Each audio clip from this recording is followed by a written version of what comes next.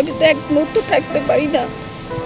মনে হয় বাবা সাগর থেকে আমাকে ডাকতেছে, আম্মু এখানে আসো, আম্মু এখানে আসো, আমি একা এখানে।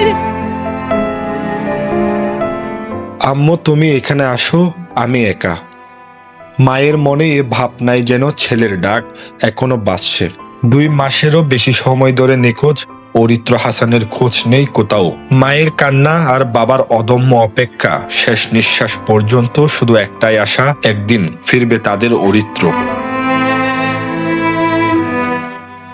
8 জুলাই হিমচরি সৈকতে গোসল করতে নেমেছিলেন অরিত্র ও তার সহপাঠীরা। ঢেউয়ের টানে সাগরে ভেসে যায় অরিত্র সহ আরো 2 বন্ধু। এরপর উদ্ধার হয় বন্ধু সাতমান আর আসিফের মরদেহ, কিন্তু অরিত্রকে আর খুঁজে পাওয়া যায়নি।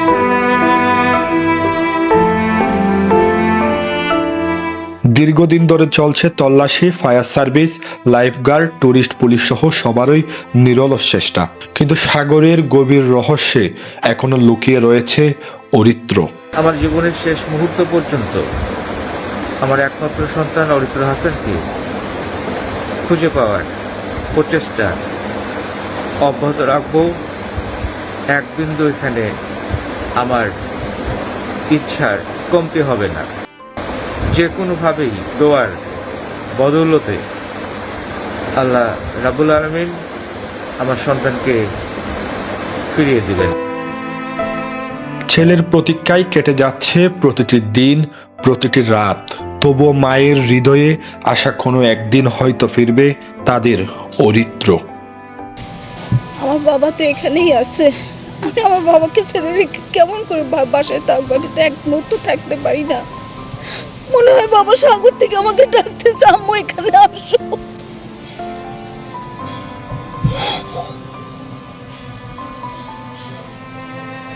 আম্মু এখানে আসো, আমি একা এখানে। আমার বাবা তো একা থাকতে পারে না। বাবা সবসময় অনেক রাতে এসে আমার কাছে এসে জোরে ধরে শোয়, জ্বর হলেও আসে।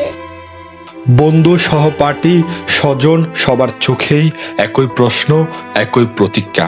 সময় যতই এগোচ্ছে ততই গভীর হচ্ছে শূন্যতা। তবুও বাবা মায়ের বুক ভরা বিশ্বাস, একদিন হয়তো ফিরবে তাদের অরিত্র। হয়তো আবারও দেখা মিলবে, আবারও শোনা যাবে হাসির শব্দ। কিন্তু যদি আর নাও ফেরে, তবু শেষ নিঃশ্বাস পর্যন্ত খোঁজ চলবে সেই প্রিয় সন্তানের, যে বাবা মায়ের জীবনের সবচেয়ে বড় স্বপ্ন, সবচেয়ে বড় আশ্রয়। সাইদুর রহমান শিমুল, চিটাগং ট্রিবিউন।